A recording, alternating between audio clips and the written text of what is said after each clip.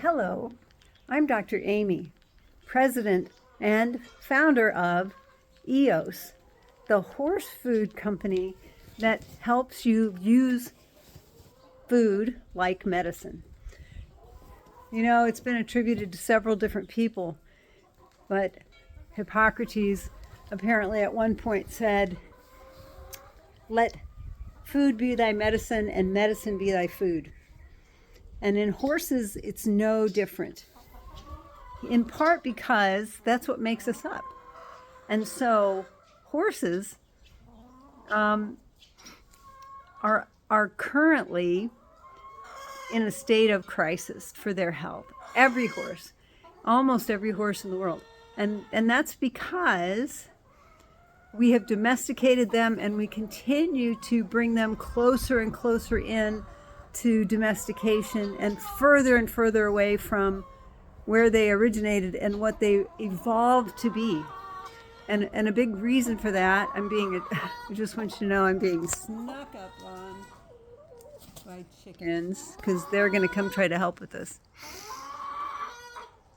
As we do that, here's what happens. So dogs were domesticated thousands of years ago. Dogs came into our lives. We welcomed them closer to where we lived. They generally lived outside of our homes until probably the, 60s, 50s, 60s, when more and more people who lived in cities had dogs. And it became important to keep your dog home and not roaming the streets where it could eat things that shouldn't, get poisoned, get injured, cause injury, all those kinds of things. And so dogs became more inside the house than they were outside the house.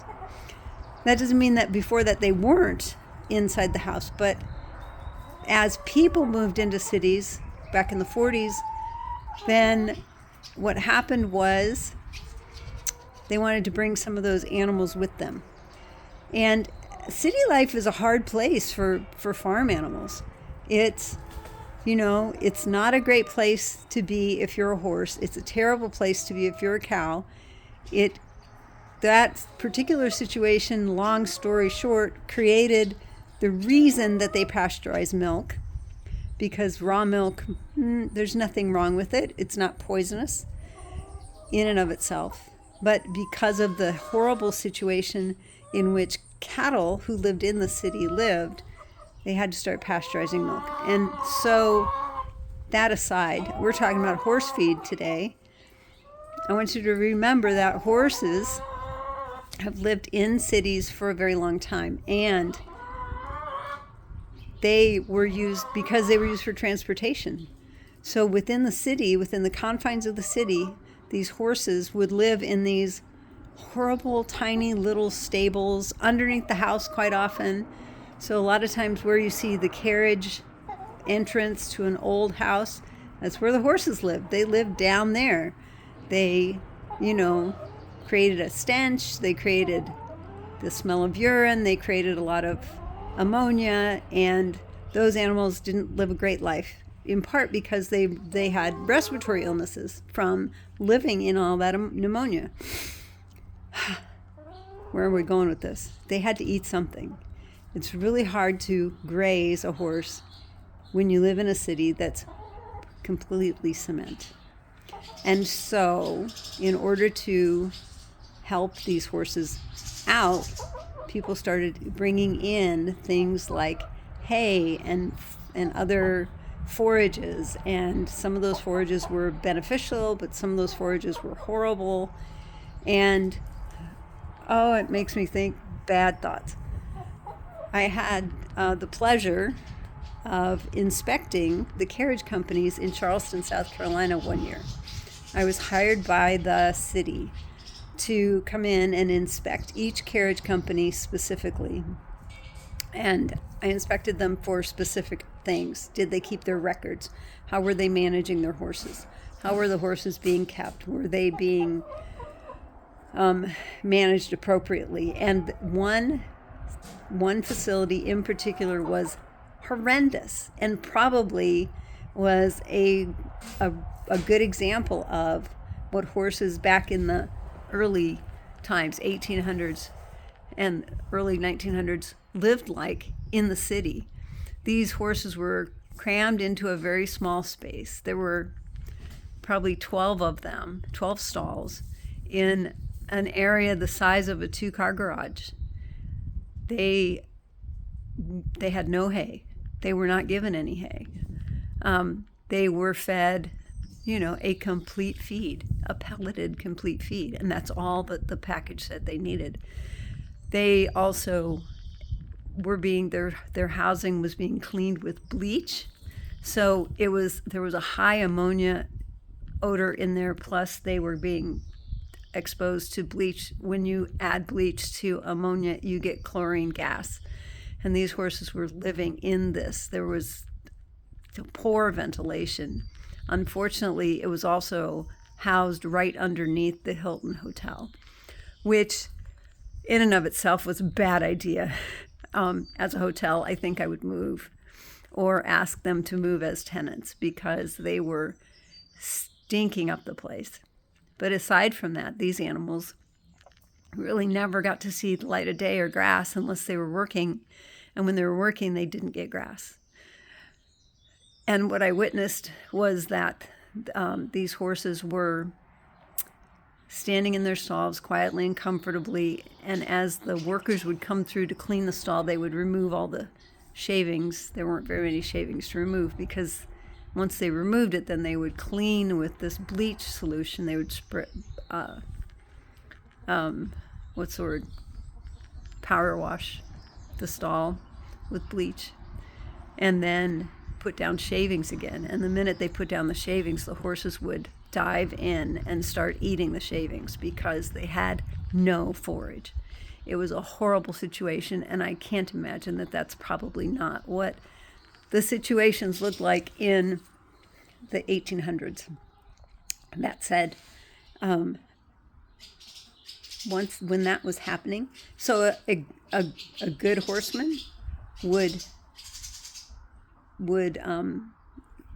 leave his horse at the livery stable, and in the livery stable those horses would get hay, and they would have a big stall, and they would be able to see light, and they would move around, and there might even be a paddock out back. And those were the best situations for these horses. And that being said, there are some places where city-dwelling horses actually get out into pasture on a rotating basis so that they can, live like a horse for a while and then go back to their job for a month or whatever the rotation is. That said, that's leading me back to, why do we feed horse feed? Why do we feed horses grain? Well, the reason that we feed horses grain is to replace the nutrients that they require for work. So a horse that pulls a cart all day long expends a lot of energy. And in the short amount of time that that horse would have to eat when he's not working, there's just not enough time for that animal to consume enough hay to replace the nutrients that he used up. Horses that plow fields, same deal. If they're out there plowing a field for hours and hours, they are using a ton of energy. And it takes a lot of energy just to move around when you're that big. And so those animals needed concentrations of carbohydrates and nutrients so that they could survive. Hay and grass are an awesome carbohydrate, and it makes it really hard to gain weight when your carbohydrate is that kind of forage. They do well on it when they are not under high stress and high work. That said, the next phase in this is that horses, so they needed some kind of concentrate to overcome their lack of time to graze. And so that's what people did when they made them work. Well, as horses are becoming closer and closer into people, because more people live in cities than ever, ever lived in the rural areas. And people who live in cities, they want to have a horse. And so they want to have a horse on an acre. They don't have any place for this horse to graze. There's not enough space for them. And so now they need to feed them horse feed. What's horse feed? It's a high concentration of carbohydrates, primarily developed for those horses that had high workloads, that worked all day. But these horses that live close to cities, that are just there for pleasure riding and occasional, lesson, they're not working that much. They're not out moving around like they should be. And there's a threefold problem there, and we'll get into that later.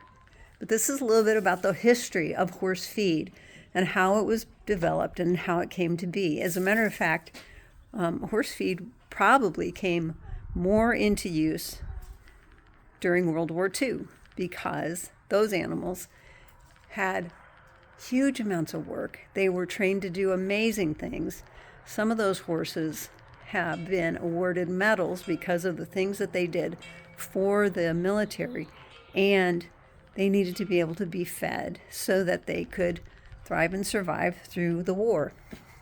And so a lot of our concentrated horse feeds, concentrated animal feeds, were developed during that time because animal food companies saw there was an opportunity to make money with using cheap ingredients and a way to make it convenient for animal owners. I will fill you in on more of that later.